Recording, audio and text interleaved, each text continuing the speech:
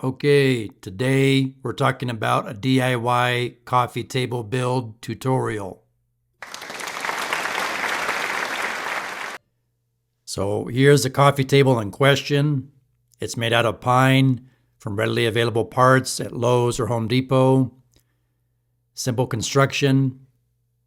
The idea here is this project is for anybody of any skill level and on a limited budget. You can cut the wood with a handsaw, a circular saw, radial arm saw. If you use a circular saw or a radial arm saw, make sure you get a fine tooth blade so you don't splinter the wood when you cut it. And if you look at the bottom, you can see the rails are simply attached to the bottom of the tabletop with corner brackets, as you see here. And all the joints that you see have a little bit of wood glue between them.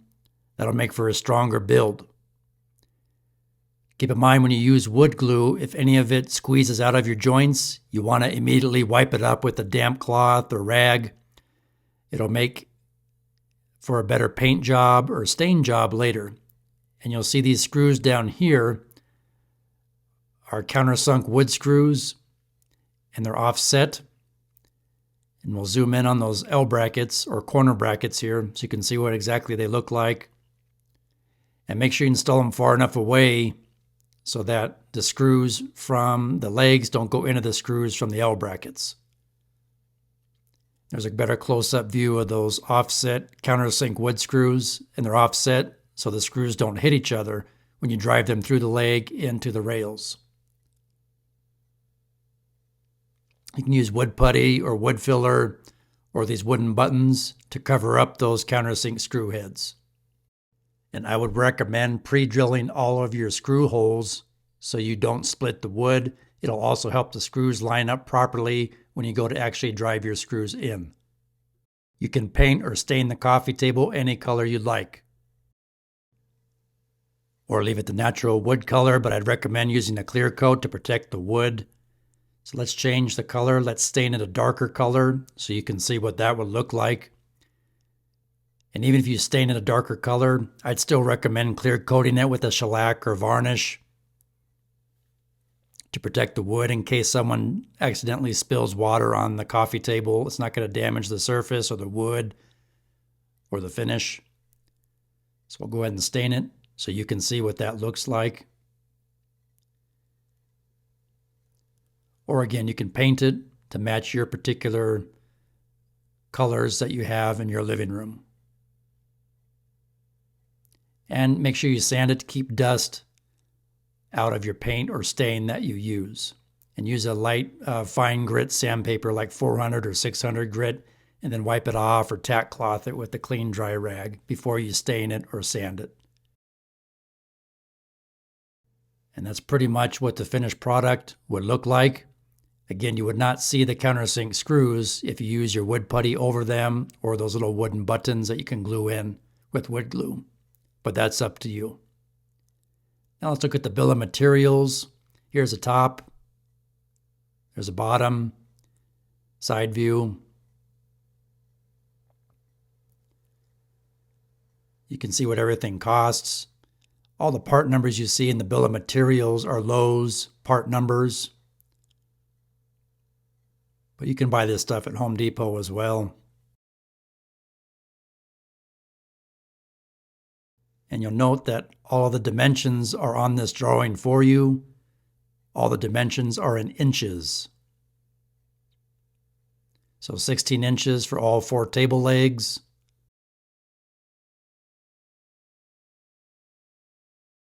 14 inches for the left and right side rails, 27 inches for your front and back rails. And it's just simply 1x4 pine boards.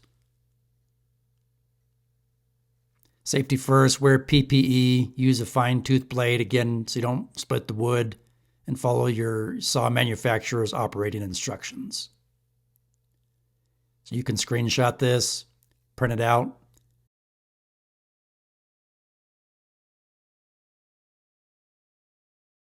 But again, I want to emphasize the importance of gluing all your joints and cleaning off any excess wood glue while it's still wet. Completely clean that off. Otherwise, if you paint over that or try to stain over the wood glue once it's dried, you're going to see it and it's not going to look very nice.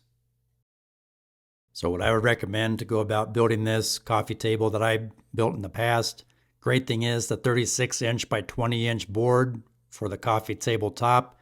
You can buy it already cut to size at Lowe's. It comes that size already. So you just got to cut your 4 legs to size and your 4 rails to size. I'd recommend gluing and screwing the rails down to the bottom side of the coffee table top. So obviously have the coffee table top upside down on a nice flat clean surface. Again, wood glue on all your joints. A little bit of wood glue goes a long way. Then once you have your 4 legs and your 4 rails centered and installed on the bottom of the tabletop, you're pretty much done with this project. Putty over your screw heads or use those wooden buttons. Lightly sand it, tack cloth it, stain it, or paint it, and you're good to go. I hope this short video tutorial inspires you and helps you to give it a shot. Try building something for yourself.